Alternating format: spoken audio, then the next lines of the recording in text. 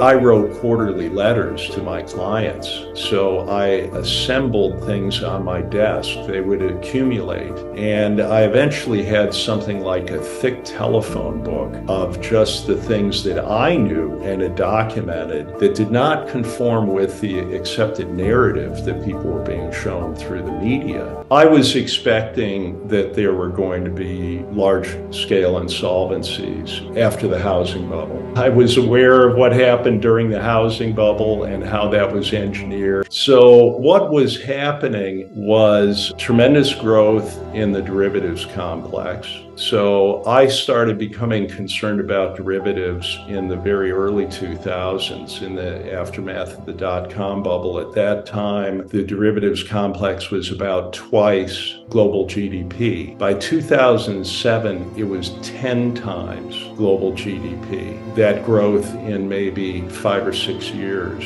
So the financialization was outstripping any real thing on earth already. The Fed has murky powers that people don't know about until they decide to make it visible. One of their powers is to create entities out of nothing. You just create a limited liability company, and then the Fed can loan money, create money, and put it into that entity.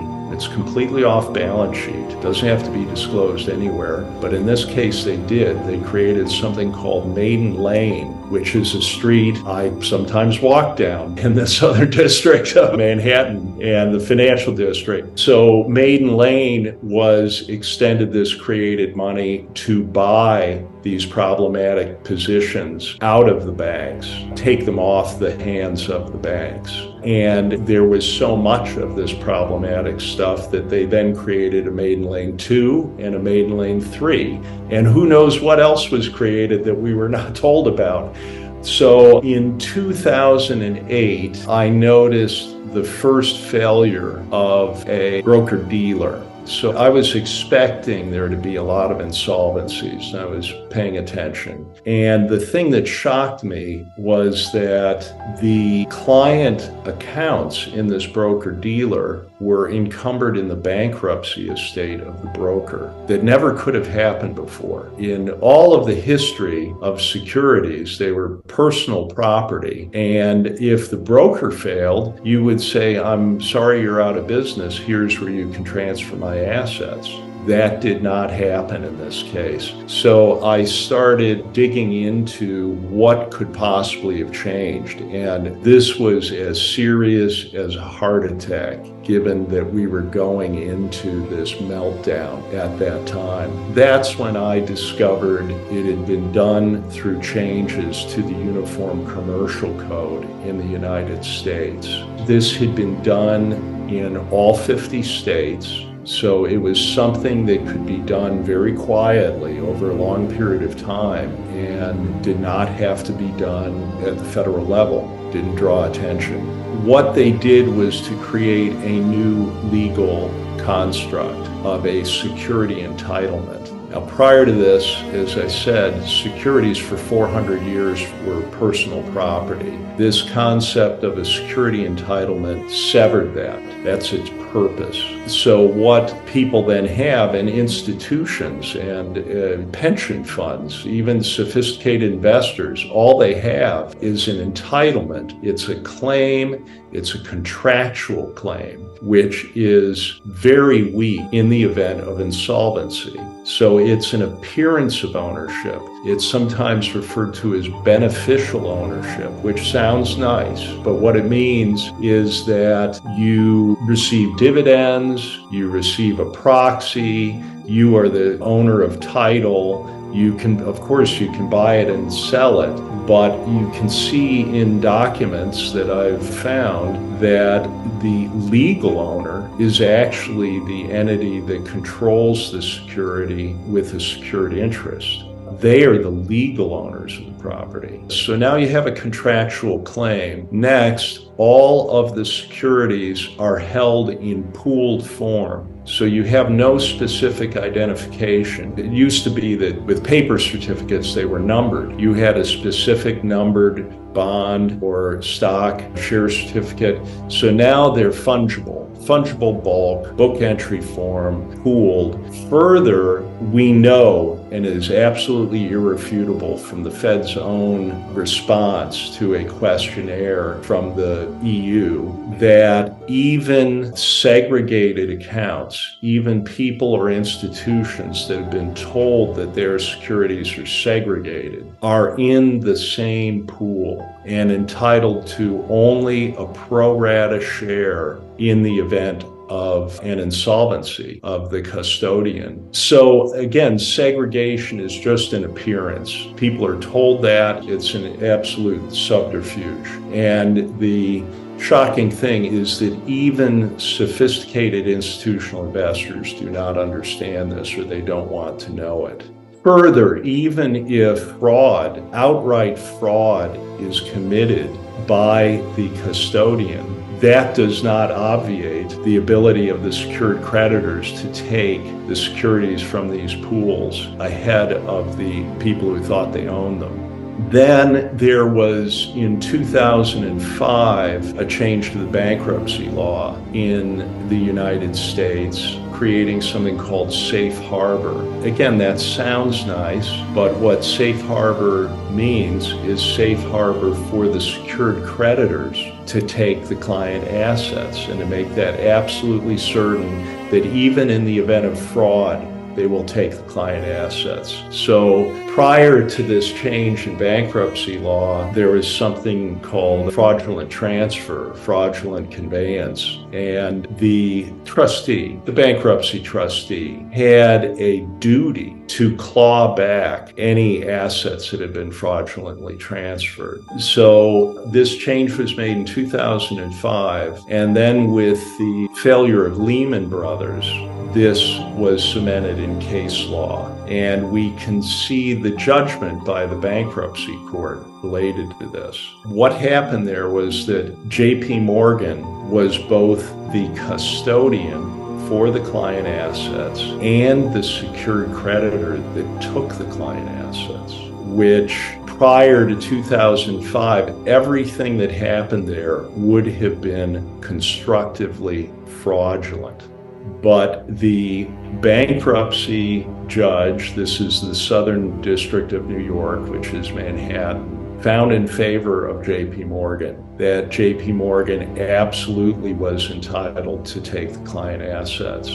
The only question was whether J.P. Morgan was an entitled person, basically, to take the client assets. This is an important point because it's not all secured creditors that have this power to take the client assets. It is only the very biggest banks that are entitled to take the client assets. So they don't want anyone else elbowing in there to take anything. Only they will take them. And in this judgment, the judge asked the question, is J.P. Morgan a member of the protected class?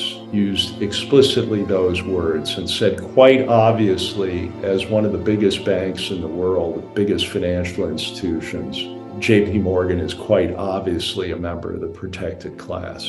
To see this in a bankruptcy case law from the court, I think that's pretty strong stuff. It's like that document directly from the Fed provided to the Legal Certainty Group. This is hard to refute. A custodian has the records of who owns what. It's in their books and records, but that's all it is. It is the records. The system has been changed so that the property itself is then transferred up to a higher level and held in pooled form. So you deal with your broker to execute a trade to buy or sell something, and you get a representation of an account that shows you what you have in it. But the assets are not held even at what you think is your custodian. It's transferred to a higher level. In the US, that is the Depository Trust Corp, which holds all securities in the United States in pooled form. So the brokers themselves are low down in the food chain. In Europe, there are central security depositories at the national level that give an appearance of a registry of ownership at the national level. level. But by law, under something called the Central Security Depository Regulation, CSDR, which was imposed in 2014, by law, these securities are transferred by a mandatory link to an international central securities depository. So they want cross-border mobility of the collateral to occur. So in Sweden, for example, you have a local registry, but then the securities go up to Euroclear Belgium. So they are subject to Belgian law, not Swedish law at that level. And then the collateral is transported to underpin the derivatives complex, which is housed at the central clearing counterparties. The acronym is the CCPs. So this is the purpose, to take the collateral up to this central clearing counterparty level. And we know from a BIS document that is now over 10 years old that the systems are in place for the movement of this collateral on a global basis nearly instantaneously, especially in a crisis, to be swept to meet the collateral demands of the system, the secured creditors. Also associated with this, we have to understand derivatives used to be bilateral. You knew when you entered into a contract who your counterparty was, and you looked to the credit quality of that counterparty. They were on the other side. In the name of reducing risk, they actually increased risk. They created a monolithic risk because they forced central clearing so that the CCP is the counterparty. On all derivatives contracts, the central clearing parties are the counterparties. Now, what does that mean if the central clearing party itself fails? That means there is no counterparty there to honor the derivative contracts for all manner of things, but especially people that think that they have hedged their downside risk in the collapse. There's no counterparty. And the central clearing parties have been deliberately undercapitalized. So in Europe and the US, there are discussions by the participants themselves about the possibility of the central clearing parties failing. In the last few years, there have been discussions of this. And if you look at DTC itself, which houses all the securities in the US securities complex and is the central clearing party for most derivatives, they have discussion of how they will start over again when the central clearing party collapses, and explicitly that they will not put more capital behind it, but they have pre-funded the startup of a new central clearing party when one of the existing ones fails. So it's essentially planned, and the entire capital base of depository trusts, so essentially the entire U.S. securities complex, is housed there in all derivatives. The entire capital is $3.5 billion.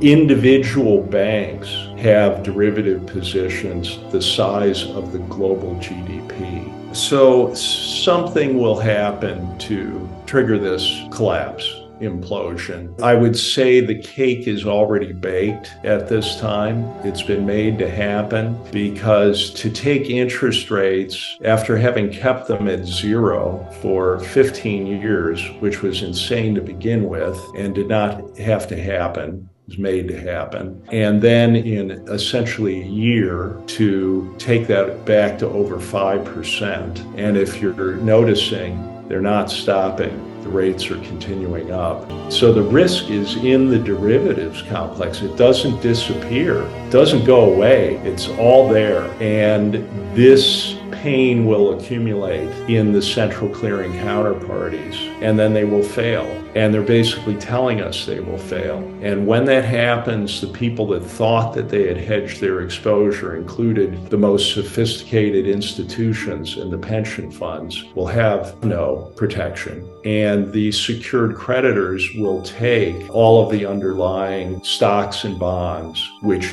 then gives them control of all public corporations operations. And once you control the capitalization structure, you then control all of the underlying real things. So this is something like what happened in the 1930s when there was distress globally everywhere due to debt levels. And you would think that there were no winners, but there were, because the banks that were controlled by the Federal Reserve, for example, in the US, were slated to survive. 9,000 banks in the United States were forced into failure. The people who had money in those banks lost all their cash, but their debts were not canceled. Their debts were then consolidated into the Federal Reserve System and enforced. So people that were in debt were in trouble. Even wealthy people lost everything.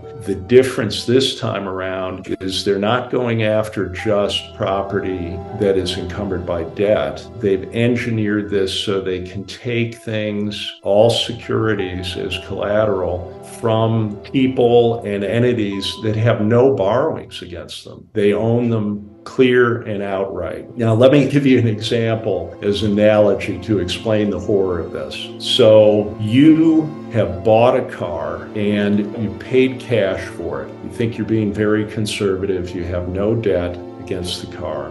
But unbeknownst to you, the dealer continues to control your car as collateral. You're not told this. The dealer uses your car and all the other cars sold by the dealer as collateral for his borrowing in his business. Now, the dealer goes bust, and only certain secured creditors are empowered to immediately take your car and all the cars ever sold by the dealer without any judicial review immediately. When I describe this to people, they get worried about their cars. This is not about your car. This is an analogy for what has been done. It's much worse than this being about your car, because it is literally about the entire securities complex globally. So it is not about your insolvency that causes the loss of your assets. It's the insolvency of the people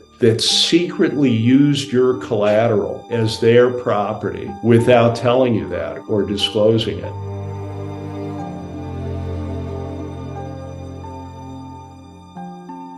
I've always been interested in what happened in the 30s because of talking about these things with my father, who lived through that, and what I saw happening in Cleveland when I was a boy. I'd try to talk with anyone who had lived through that time. And I asked my aunt what had happened in the 30s, and she said, well, suddenly no one had any money. And I said, what do you mean? How could that be? And she said, well, no one had any money, and even wealthy families didn't have any money.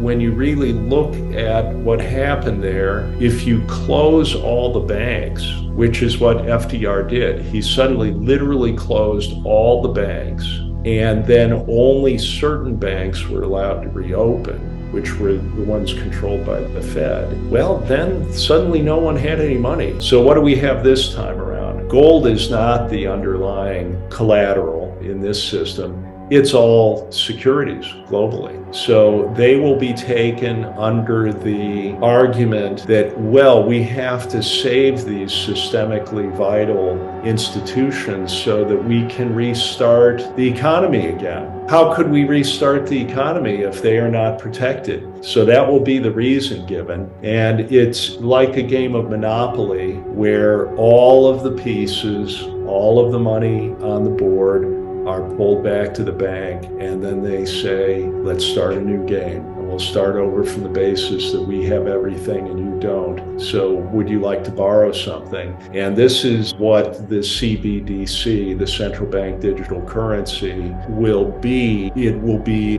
very difficult for people to refuse to use it because they literally won't be able to eat.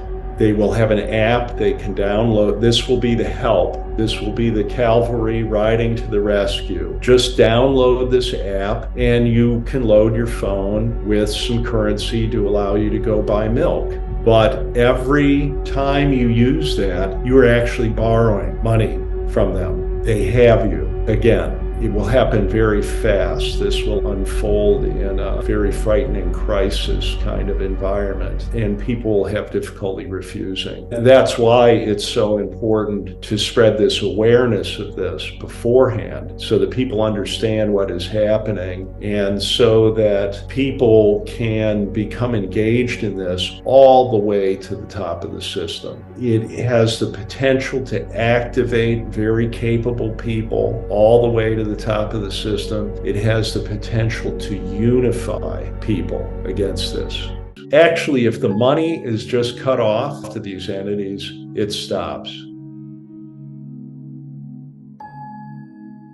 I think that we're very close to this collapse being triggered. What are the indications for that? Well, most profoundly, what has been done to interest rates and where they are now, and the scale of the insolvencies that are out there. They're not being discussed. They're being covered up. The only way that the financial system has not collapsed is that there is a big hidden hand injecting lots of created money directly into the financial markets, holding them up right now, as well as allowing institutions to believe they have downside risk by buying protection in the derivatives market, the combination of those things. So this support, the hidden hand as I call it, can be withdrawn at the time of their choosing. But we're getting late in this process given what's already happened to the interest rates.